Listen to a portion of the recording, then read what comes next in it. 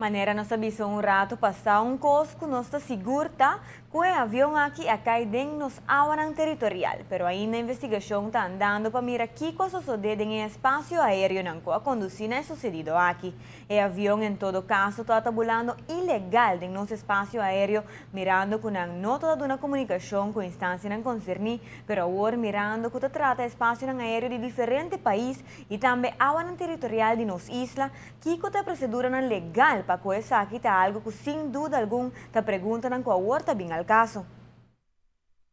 Ora como país, botin avião ilegal dentro do espaço aéreo, botar manda avião vai interceptar essa aqui, vai verkennen e botar se sinal com ele para barra, para seguir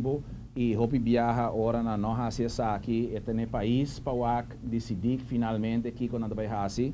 E dado momento o avião aqui, lo adrente espaço aéreo de Corsou, Aruba, portanto hasta Aruba, so cerca porta com responsabilidade de Aruba. O avião adrenta essa aqui e a investigação me vai mostrar se está F-16 não lo abarra avião aqui dentro nosso espaço aéreo, que está se roupa mais pior ainda, é virou incidente internacional.